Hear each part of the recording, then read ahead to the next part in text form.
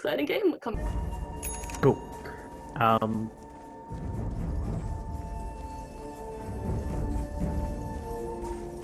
Nope. I'm all okay. Laggy ping though.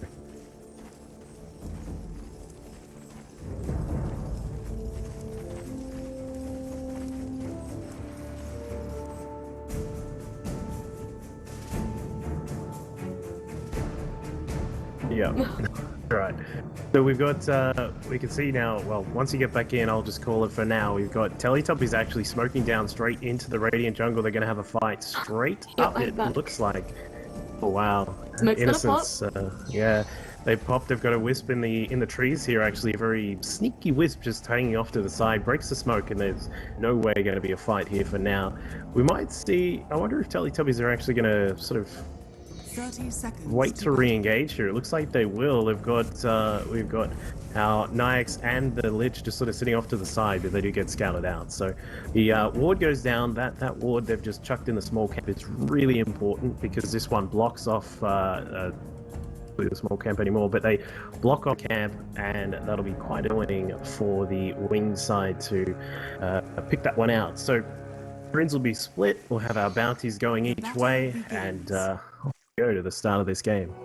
Yeah, so even though they didn't get a kill, the smoke was pretty good because they managed to fend off this area and managed to place down that ward, which is going to be crucial for this Night Stalker to be able to kind of get away from oncoming ganks and actually be really aggressive in case their mid wants to do some shenanigans, like come around, because again, Queen of Pain is really portable. We're gonna have a little bit of a scuffle with Night Stalker and Tide just right-clicking each other down here.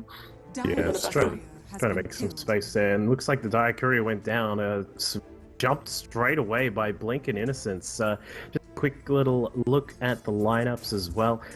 We've got our Drow Ranger is actually in the off lane here. This is a pretty interesting little setup here. Shadow, of course, the carry for Wings is going to take the Drow.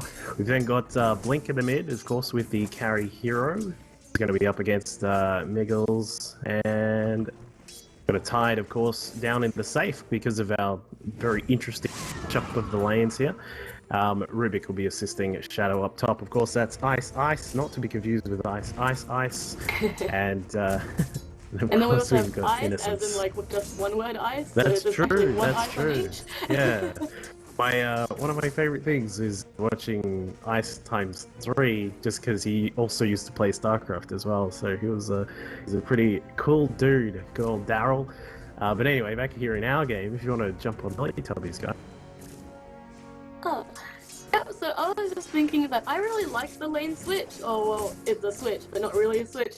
Because having the Tide versing the Lich and the Nyx would mean it's a lot safer than having the Drow up against them, because if Drow was tanking that Frost Blast from Lich every few seconds, she just would need to use so much regeneration. But she's having a lot better over time up in the off lane, being able to harass this Doom very easily with her Frost Arrow.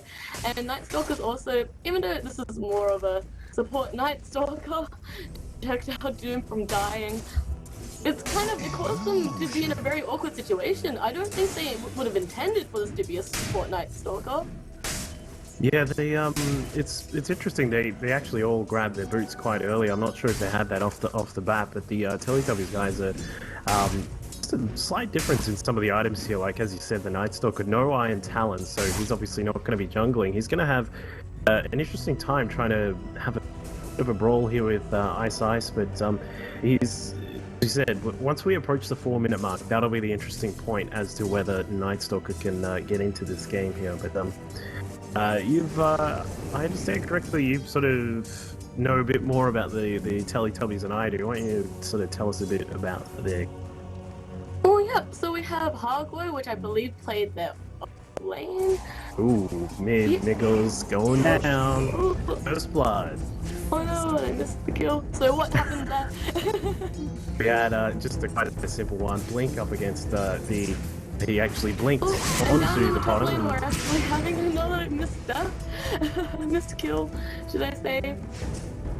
And that was Night Stalker managing to take down the Drow. It seems like actually Drow and Rubick overextended here, and the tower aggro was on them, and then they just managed to nuke him down.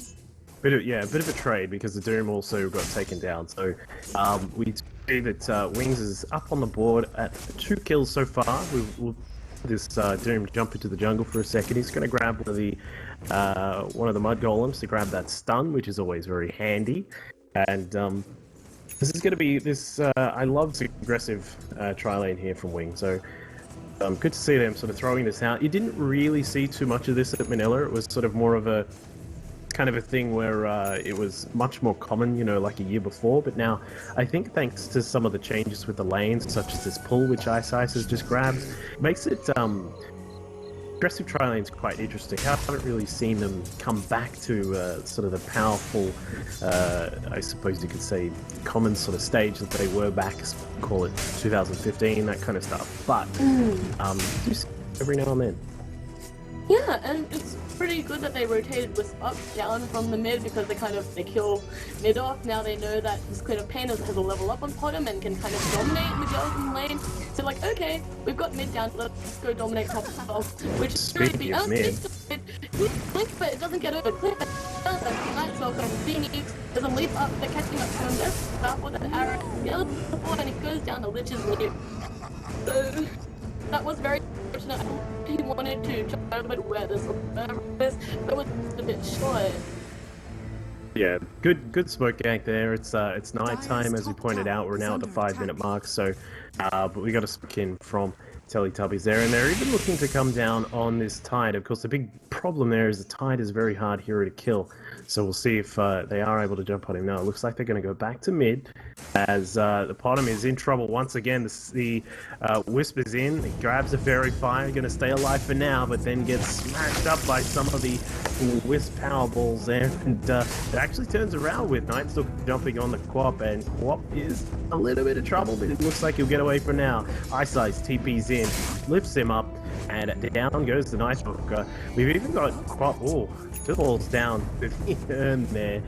Wow, Blink was getting a little, I think he was looking for the Wisp and trying to get some healing from Innocence there, but wasn't able to catch up with him. What was like in the main clash that we had? The Lich almost died up behind the T1, and then we had that T1. But overall, the kill was uneven on both sides, and we're actually having maybe a little bit of the drop at top, and just Radiant's middle tower is under attack. So Rubick's a little late. Just a little bit. But this is the good part about this aggressive tri-lane, or I suppose you could say the Drow off-lane here, is that it's very good against these couple of aggressive melees. When you've got a supports there, there's really not much that Teletubbies can do. We're going to need to see some rotations here. As you can see, we have the Lich coming through. The Nigh Stalker was off to the side, waiting to see what he could do, but not too much was able to happen up there. And I mean, let's forget, of course, the at that Lifestealer. He's now jumped into the jungle here. So XemistrY, is that our player? XemistrY has got some decent farm, 42 over 3, and Tide's pretty much at a similar sort of bit right now, jumping into the jungle himself. Got to be careful though, as Ike's coming across. Not really going to get much. Steals a creep, nicely done. Now we're going to have a 3-on-3 up at top. So having Lifestealer leading in your life is probably what you want. So having your Tidehunter leading in a very strong team fight, so that's not to be underestimated. Yeah, definitely. It's something that you just got to be really careful of. Like, I mean, Faith Beyond is up to, he's got his arcanes, he's sort of approaching the blink. He's of course about 1,000 and a bit off getting that blink, but I mean, if he can pick that up, as you said at the top, a lot of the wing side here, they have some fantastic team fight, and if they can just get into a good position to make it happen, and you do that by having a blink, so it's going well for Wings at the moment. I mean, they're ahead on a lot of the CS. We've got them. We've got the Tide. Like while we have Lifestealer on the top, we've then got the Tide, the Quap, and the Drow. Meanwhile, for Teletubbies, they don't have too much. Meanwhile, on the bottom, the first Ravage. Massive. Dead. I was trying to run away, but Drow just does much damage, doesn't Dire's matter bottom how tower much is you under can deal, but it's far well and out of range. Yeah. That's one of the banes of being a mid-laner. That's right. I mean, it was a good commitment. Like, sometimes you can look at that and say, well, why did he ravage it if the lifesteal was pretty much dead? But it's very good to guarantee that. Dire's Sort of got these interesting lanes where the lifesteal has been farming. You want to make sure you take him down. And of course, that helps lead the tide to Link Dagger as well, which is, again, not too far away now. Just needs another 400 bucks to be able to head over to the shop and that. So, Yeah, it was Radiant's good. top tower is I'm under really attack. bursting fast enough. Didn't get a TP fight on Dire. true. We Yeah, actually very saw true. in fights that DT were very good with the TP replies. You would always have enemy team just picking them up, and they were really, effective with their TPs. So really good. Yeah, and I mean, while the XP and the gold hasn't really massively blasted ahead, we've got Wings just doing well. They're approaching about almost a 5,000 gold lead, which is leading to some really decent items here. As we said, Rubick with the arcade boots quite quickly as well. I didn't even notice that. iceice farming up quite nicely, helping up at the top and also jumping on some of these neutral camps. He's got his arcade boots, and that's quite nice on a Rubick. I can tell you, as a Rubick player, it's great to have that. And speaking of which, he's just actually nabbed the bottom arrow, so he might look for it here. No, back off and leave it alone for now. But I had a scan coming from the Dire team. They were stacked with radiant cap, and so they were kind of considering that. They decided to go up and decided it was okay bottom. And it's like, okay, their supports are stacking the radiant cap according to our scanner. Dire's middle tower And here is they go. under attack. There's a Duma, there's a Dark, there's some Frost, there's no hope for the Tidehunter or whatsoever. They don't trust them. This team is just gonna let them die, and that will be that. yeah, not much to do. Good smoke to come around the back there, a little bit of an IG wrap around, basically. And they did quite well to jump in there. Of course, Tide's a really hard hero to kill, but when you've got three big faces chasing you down, that's not going to go too well. Bottom in the middle, meanwhile, it seems to be quite a struggle here for our Bottom to actually get some harm. He's sitting at 42 over 5 and is sort of waiting to, get a good connection with an arrow, trying to find something to jump on Blink. He's got a DD bottled up, so we'll see if, I'd imagine very soon, like he's skipped the Bottom ulti for now, and we'll see if he's going to jump in and perhaps try and get a kill here. We've got, no Blink. Oh, okay, so Faith Beyond actually went straight for the mech, and now that, it's not a bad pickup. I mean, it really helps their team push, and that's exactly what they're going to do in mid, as they look for the tower. But Ooh. Great. Yeah, I agree. The mech is a good pickup, especially considering it has a whiff, double healing. Good. And also because it's such an aggressive lineup from the team, the fight, we can see what it happens. So the mech is great, really gives them the edge. And another arrow is gonna fly by in the mid lane. It'd be cool. Sort of just flew by the ear of Innocence there, and he's Wisp in the middle. He's going to sit at the back, just sort of wait until he needs to jump in. Of course, this is what we want to do with these supports. Just wait around the back, wait until someone needs some help, and then jump in. That's the name of the game when you play support. Oh, wow. And the nuke on the Queen of Pain just went down, and was for some reason the script shot. Maybe Got caught out, yeah. It looks like, I'm not too sure. I don't know if he had something on him at home. No, he didn't. So he just caught out of the position there. Beyond it up the front, tanking the tower. He's going to allow a little bit of space, and there's the counter arrow. We mentioned that. That is a big bit of trouble there for the Doom. There's going to be a lot of slow, a lot of smashing kills there, and of course he had the mud golem, so he splits into two, but they go down quickly. And Wings controlling a lot of the map here. They don't want to allow the Lifestealer to get any room, and that's exactly what they're trying to aim for here. You can see XemistrY off to the side. They're just trying to jump onto some jungle creeps, but now with Blink trying to chase him down, he's gonna have to back off, and this is going to be one of the key things. I think if Teletubbies can sort of make some room and get some farm going, they are going to be able to bring themselves back sort of once we get to the 25-30 minute mark. But it's all going to depend on if Wings are actually going to allow them to get there. As you said, it's quite a decent lineup here for pushing when you've got that Drow Ranger. Lifestealer and the Nigh Stalker, gonna get them on. That hardly Yeah, good. I think that was a bit unfortunate, but also he did have a little awkward scuffle up here. Maybe the Radiant was onto him, or the Dire team, sorry, wasn't him. He decided to overstay a little, I think. Yeah, sort of stuck around a bit too long. Meanwhile, in the bottom, Shadow's just going to go to town on the tower here. Bring it down a little bit. He's got the Wisp channeling a little bit of extra power there, of course, getting a bit more attack speed. Yep, it's a trade things.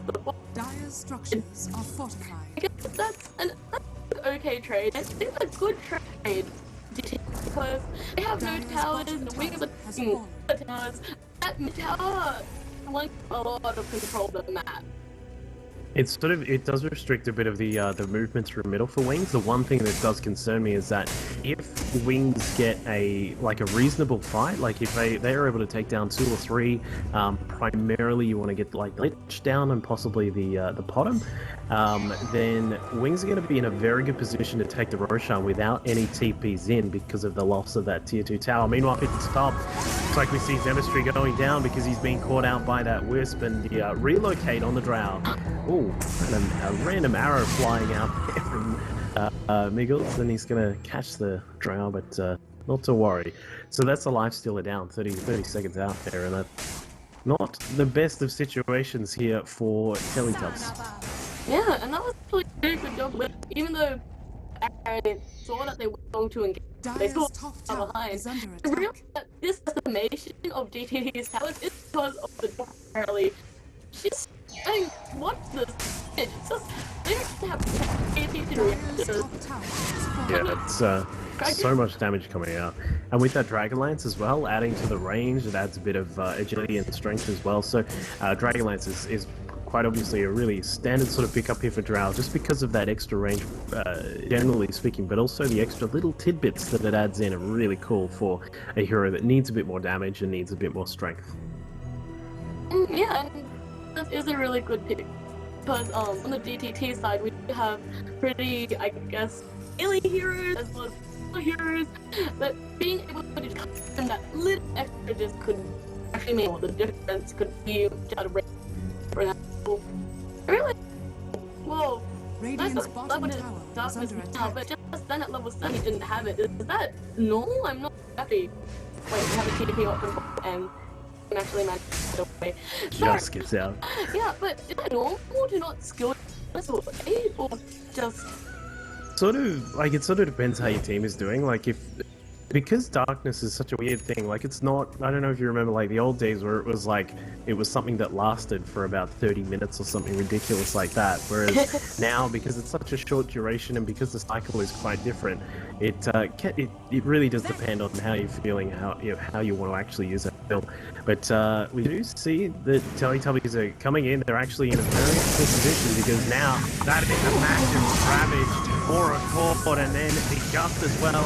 Rock ulti. XemistrY's trying to find his way out of there, but I don't think it's going to happen. And Teletubbies get utterly annihilated in that little crevice there coming up the stairs from the lower rune, and that was a massive blink in from Faith Beyond. He's got his blink, he's got his neck, and he's going to lead the charge here as wings are on the way to the bottom tier 3 perhaps, or as we mentioned, this is the problem that it opens up. It's a very easy Roshan, no chance of a TP in, so I think that wings are just going to take this very quickly with that massive Drow damage. Oh, that was such a game because you saw that both teams were scanned. They scanned over here and like, okay, this is part one and wings, I guess, just DTT off the map. And kind of just did that beautiful ravage. They just went down because they made a sandwich. Still a sandwich up your hand. Yeah. It was like, I mean, it would just really suck for Teletubbies. It was that little corridor as well. If it was, you know, if there were perhaps a little bit more spread in like not that narrow little corridor, then the Gust as well. Like that Gust from the Drow caught them all, and that was quite huge, quite a huge part of that as well. So Blink, Invis, he's going to scout out XemistrY. Are they going to try and jump onto him?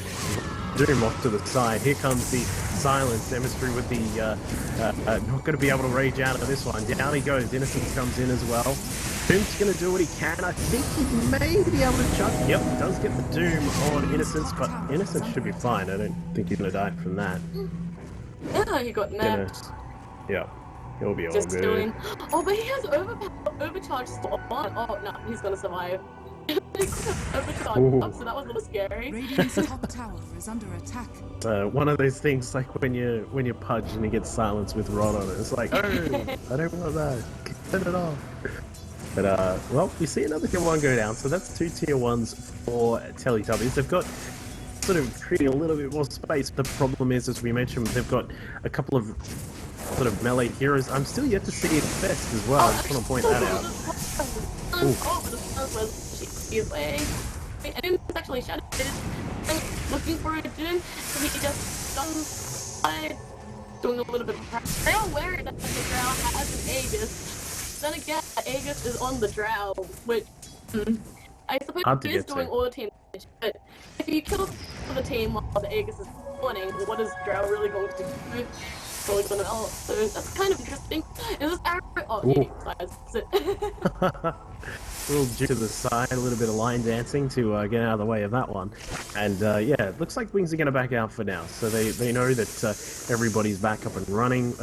Have we seen a Lich Chain Frost? I still haven't seen that either. I'm not sure where Fury Dipsy is with the Chain Frost, but we'll see it probably thrown out. Maybe he's going to careful because of the Rubick and another big. We get the Ravage there, catches one, down goes to the bottom. Now comes the Chain Frost. No Doom available for that one, and the Infest Bomb comes out. Blinking off to the side is Blink, and he throws out the Sonic Wave. It looks like XemistrY's going to have to back out, and once again, DTT not having a fun time in the team fight here. And this is exactly what we were talking about at the start. It's the big team fight ultis that we have here for Wings. They're going to be easily able to take this, at least the melee racks. You'll see how greedy they are in terms of grabbing the range. Oh, and just gonna go to the team. Sorry. Yeah, we get a little bit of lag here as Wings take down the melee and the ranged racks. They're now going to move towards the bottom. Well, it's a little bit choppy right now. I don't know if you can see that, but out comes an arrow. Does catch Blink. Blink is in a little bit of trouble. He's going to be stunned for a while, but the Doom is the targeted choice here as Wings just stick around and smash apart the Dire team, and they out with the GG as Mirana jumping in gets taken down. Drow is doing too much damage here, and that is game number 1 going the way of Wings Gaming. Very well played by Wings. They good team that they were running to play that they wanted to. They really took control of the map, the towers.